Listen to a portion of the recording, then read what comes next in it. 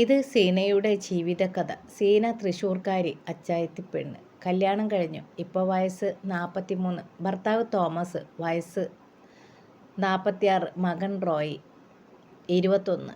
ഭർത്താവും മോനും വിദേശത്താണ്. ഇപ്പോൾ സീന ഭർത്താവിൻ്റെയും അപ്പൻ്റെയും അമ്മച്ചിയുടെയും കൂടെ കഴിയുന്നു. ശരിക്കും പറഞ്ഞാൽ ലോറൻസ് ചേട്ടനാണ് കഥയിലെ രണ്ടാമത്തെ കഥാപാത്രം. അതായത് സീനയുടെ കാമുകൻ, അല്ലെങ്കിൽ കൂടെ കളിക്കാറുള്ള ഒരാൾ. ഉരുക്ക് പോലുള്ള ശരീരം, ഇരുനിറം, വെളുത്ത മുടി, കട്ടപിടിച്ച വെളുത്ത താടിയും. അതുപോലെ തന്നെ ആ ശരീരം മൊത്തം നല്ല വെളുവെളുത്തുടുത്തതായിരുന്നു. ആളെ കണ്ടാൽ പ്രായമൊന്നും ശരീരത്തിൽ തോന്നിക്കില്ല കേട്ടോ.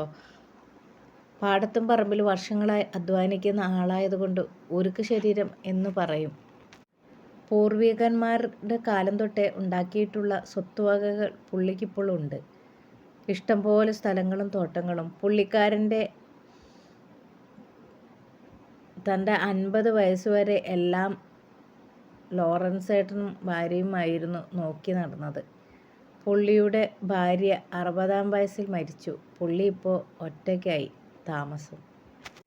ഭാര്യ മരിച്ചതിൽ പിന്നെ വാണ വിക്ഷേപണത്തിൽ ISROയേക്കാൾ ലോറൻസ് ചേട്ടനാണ് മുൻപിലെത്തിയത്.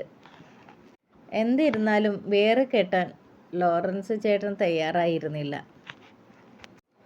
നാട്ടിലെ സകല ചെറുപ്പക്കാരികളും ചേട്ടൻ്റെ കൈപ്പണിക്ക് കാരണമായി വന്നിട്ടുണ്ട്. മറ്റുള്ള സ്ത്രീകളുമായി ബന്ധം സ്ഥാപിക്കണമെന്നുണ്ടെങ്കിലും മനസ്സങ്ങോട്ട് സമ്മതിച്ചില്ല. പിടിക്കപ്പെട്ടാൽ ഉള്ള നാണക്കേട് ഓർത്ത് ലോറൻസ് ചേട്ടൻ അതിന് മുതിർന്നില്ല. പേടിത്തൊണ്ടനാണ് പുള്ളി. പിന്നെ തൊട്ടടുത്ത അയൽവാസിയായി ഞാനുള്ളപ്പോൾ വേറെ പെണ്ണിനെ ഓർത്ത് അഭിഷേകം നടത്തേണ്ട ആവശ്യമൊന്നുമില്ലല്ലോ. എന്നെ പുള്ളി ദിവസവും അടിമുടി സ്കാൻ ചെയ്ത് ചോര കുടിക്കുന്നത് ഞാൻ പലപ്പോഴും കാണാറുണ്ട്. പിന്നെ നേരെ ബാത്റൂമിലേക്ക് പോയി അതും ഓർത്ത് പുഷ്പിക്കാറാണ് പതിവ്. പുള്ളിക്ക് അറിയില്ലല്ലോ, പുള്ളിയുടെ ബാത്റൂമിലെ വെളിച്ചത്തിൽ ലോറൻസ് ചേട്ടൻ ചെയ്യുന്ന പ്രവൃത്തികൾ മുഴുവൻ എനിക്ക് കാണാമെന്ന്. ശരിക്കും പറഞ്ഞാൽ കിളവൻ കാണാൻ വേണ്ടി മാത്രമായിരുന്നു എൻ്റെ നടത്തം.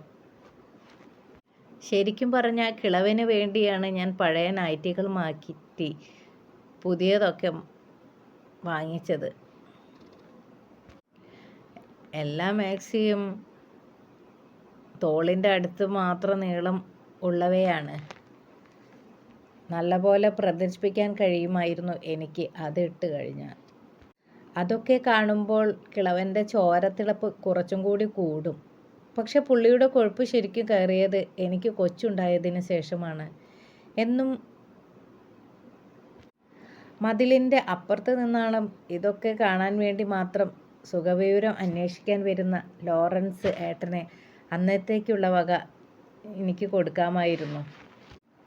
അതിനിടയിൽ ഉള്ള സമയം കിളവൻ പഞ്ചാര അടിക്കാനും കൊച്ചിനെ എടുക്കുന്ന രീതിയിൽ വന്നെൻ്റെ ശരീരത്തിൽ തൊടാനുമായി വീട്ടിലേക്ക് വരും. ഞാനിതൊക്കെ കണ്ടില്ല കേട്ടില്ല എന്ന് നടിക്കും. കിളവൻ ഒരിക്കലും തന്നോട് കളിക്കാൻ ആവശ്യപ്പെട്ടിട്ടില്ല. പക്ഷെ കിളവൻ്റെ അഭിമാനം അതിന് സമ്മതിച്ചില്ല എന്നതായിരുന്നു സാരം. ഇത് പുള്ളിയുടെ സ്ഥിരം പരിപാടിയായി. പക്ഷെ ഒരിക്കൽ പോലും പുള്ളി എന്നെ എറിഞ്ഞു നോക്കിയില്ല. അതാണ് എന്നെ അത്ഭുതപ്പെടുത്തിയത്.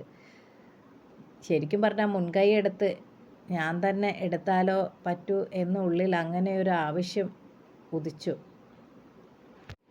ആഗ്രഹമല്ലേ, ഒളിഞ്ഞു നോക്കി നിന്ന് അങ്ങ് വാണം വിട്ടാൽ എന്നാലോചിച്ചു ഞാനും കണ്ണ് അടച്ചു വിട്ടു. ഞാൻ ഇടയ്ക്കിടയ്ക്ക് പുള്ളിയെ മൂടാക്കാനായി ഓരോന്നും ചെയ്തുകൊണ്ടേയിരിക്കും. അങ്ങനെ ഒരു ദിവസം ഞാൻ നോക്കുമ്പോൾ പുള്ളി പറമ്പിൽ കിളച്ചുകൊണ്ടിരിക്കുകയായിരുന്നു. മനസ്സിൽ ഒരു കുസൃതി തോന്നി. ഞാൻ മെല്ലെ അങ്ങോട്ട് ചെന്നു. ഞാൻ സഹായിക്കണോ? ഞാൻ അയാളുടെ പിന്നിലായി പോയി ചോദിച്ചു. എൻ്റെ ശബ്ദം കേട്ടതും പെട്ടെന്ന് തിരിഞ്ഞു എന്നെ നോക്കിയതും പുള്ളി ഞെട്ടി. എൻ്റെ കൊഴുത്ത കൈകൾ പൊക്കി അയാളെ കാണിച്ചു. മൂട് കൂട്ടിച്ചു. അയാൾ പെട്ടെന്ന് പറഞ്ഞു, ദേഹത്ത് മൊത്തം ചളിയാവും മോളെ.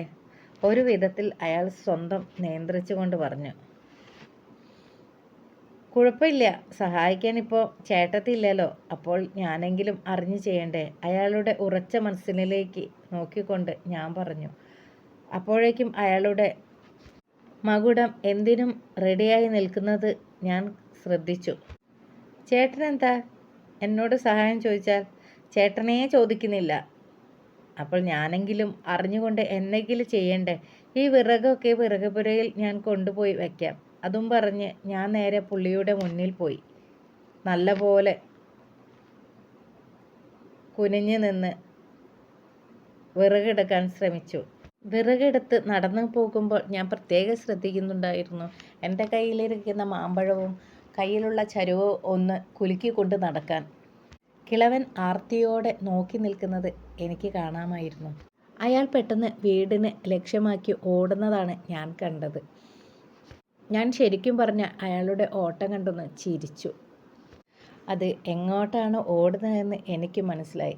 അയാൾ നേരെ ബാത്റൂമിലേക്കായിരിക്കും എന്ന് ഞാൻ ചിന്തിച്ചു. എനിക്ക് ചിരിച്ചിട്ട് നിൽക്കാൻ പറ്റാത്ത അവസ്ഥയായി. എന്നാലും കിളവൻ എൻ്റെ അടുത്ത് വരുന്നില്ലല്ലോ എന്ന് എൻ്റെ മനസ്സ് വല്ലാണ്ട് വേദനിച്ചു. ഞാനും ആഗ്രഹിച്ചിരുന്നു